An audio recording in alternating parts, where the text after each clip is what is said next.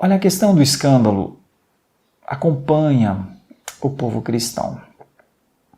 Alguns pensam que cada um pode fazer o que quiser, absolutamente o que quiser, e que o outro precisa se virar. Mas no sentido da comunhão, um dos pontos mais altos da nossa confissão de fé, inclusive, que é a comunhão dos santos, né? Um dos tópicos da confissão de fé de Westminster, a comunhão dos santos. Na comunhão dos santos, buscando a comunhão, buscando a preservação do vínculo da paz, como diz a palavra, muitas vezes nós temos de deixar de fazer, mesmo o que não é pecado, para não escandalizar.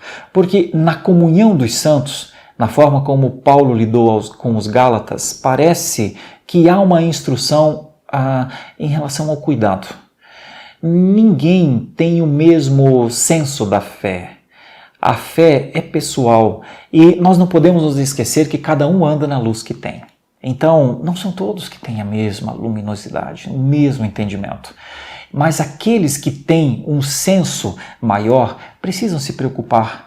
É por isso que um dia Paulo parece que pelo menos por 2 vezes fez coisas que não necessariamente seria um pecado, mas ele fez para não escandalizar. Por exemplo, a questão famosa, porque é que Paulo não comia carne de porco, mesmo sabendo que não é pecado comer carne de porco.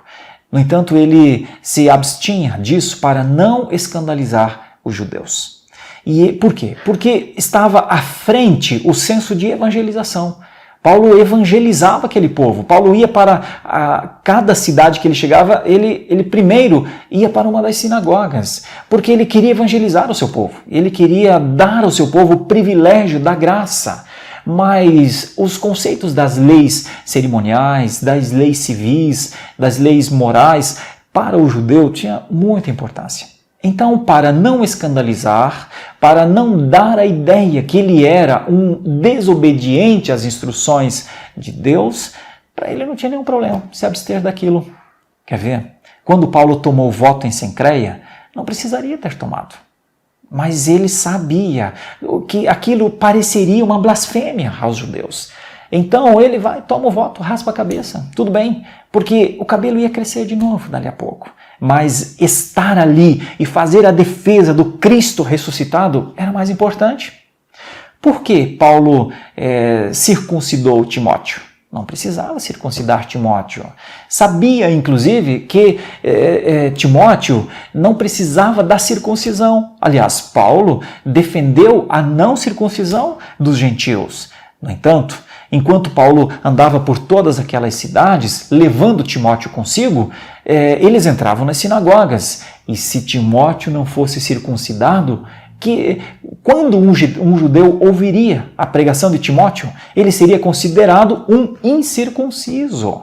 Então a questão para Paulo não era circuncidar Timóteo para a salvação, mas era circuncidar para que isso lhe fosse útil ao Evangelho. Percebe? Então, se Paulo fez essas coisas para não escandalizar as pessoas, por que não poderíamos deixar de fazer outras tão de menor significado para não escandalizar? Eu lhe convido a pensar seriamente na vida cristã para que não seja uma vida que escandalize as pessoas.